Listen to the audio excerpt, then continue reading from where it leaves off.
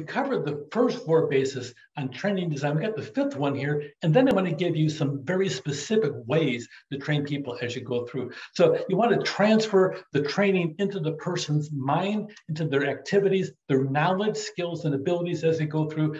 Give them an opportunity to perform by having the right work environment, make certain the trainee, they're motivated to sit down, and make certain they take responsibility for the actions that you're doing as you go through.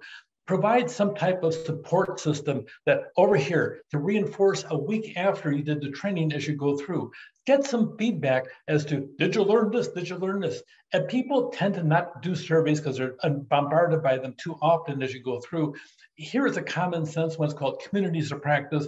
I've used it. They're a little bit difficult. You have to have the right motivated people to sit down and do it. But a lot of times you want to have some type of focus group meeting a couple weeks after, have a leader who really has embraced the concept that you talked about in training, sit down there and meet with them, or the trainer actually sits down with the same group and says, okay, we learned this 2 weeks ago, what about this? And have some type of abbreviated session as you go through. As a lot of times you want to have these self-management skills, set goals to use the training and behaviors on the job, identify the conditions where they might fail if they use them, identify positive and negatives as you go through. You want to sit down there, remind the people that took the training as to why they took it. I don't know about you, a lot of times I've gone to conferences and you get all excited about the things in the conference and you go back to your job and all of a sudden, bam, you're slammed by so many different things. You have no idea what's going on and you forget all about that training. It was wonderful while it lasted, but all the stuff you learned, you put it aside because you're in survival mode or fire person mode, putting out fires all over the place as you go through. You want to monitor their use. You want to understand the nature as you go through. And in the 5th stage, we talked about, here are the training methods as you go through.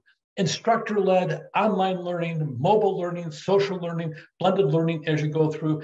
An overview, let's look at some of these as you go through. The presentation methods, instructor-led classroom instruction. This is one of those things where you talk to people and a good trainer can see what's going on out there, see if they're getting it as they go through. Sometimes it's a magical thing. You see them, sometimes they're faking it though as you go through. And have different ways of doing the instruction-led as you go through. A lot of times the online learning is okay, but you don't get any kind of feedback, any kind of nonverbal communication between the instructor and the audience as you go out there in the process. Here, this is an online class, and I'm talking to you, except for the fact that I have no idea if you're listening. I have no idea if you're comprehending what I'm talking about in the process.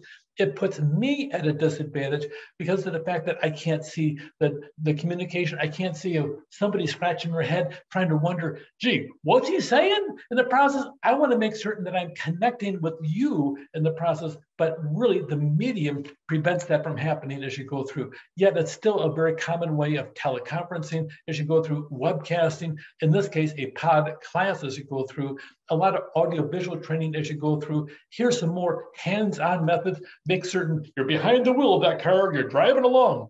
Apprenticeship is really a handy way. Frankly, it's used an awful lot in career development, especially for skilled trades as you go through. A 4-year apprenticeship, they do different things on the job as they go out there. Same thing with white collar jobs. You have an internship, you bring them on board and they do a lot of the work as you go through. Really, we're going to adapt more and more virtual reality as we go through in the process of doing job work as you go through the process. And augmented reality will be much more real as you go through the process as well. And then some people use games and case studies to sit down there and actually do the work through a game very similar to augmented reality in the process. Hands-on, some kind of modeling as you go through the behavior you have. Sometimes you do stress anecdotes and you come in screaming and yelling like an angry customer. I've done that. Matter of fact, I've even been an angry customer once or twice in my life as you go through. That really is effective. The stress part is the how will they react? Can they make a decision under high stress in the process? Do you create a stressful environment on purpose as you go through? On e-learning as you go through, some kind of repurposing. Sometimes they have MOOCs out there as you go through. We call them massive open online courses, and you'll have 1,000 people in the same class. I'm not certain effectiveness, but if you have a good instructor and the topic is engaging, people love them as you go through. Sometimes you have different types of learning styles, from group to individual to online to in-person as you go through.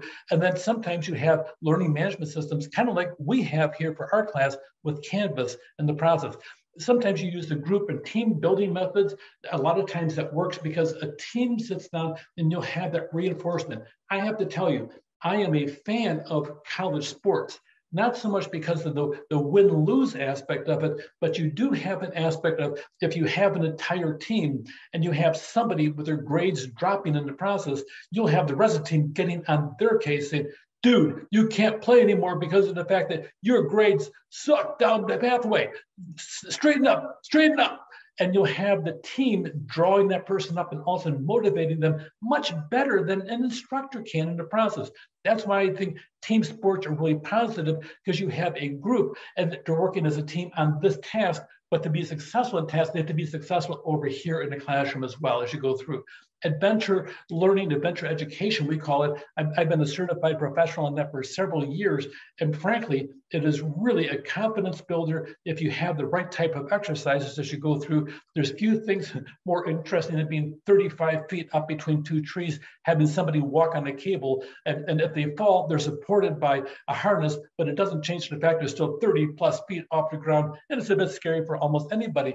But those things are really positive for self-building, but also the on-ground activities as you go through. They really are good group problem-solving activities as you go through.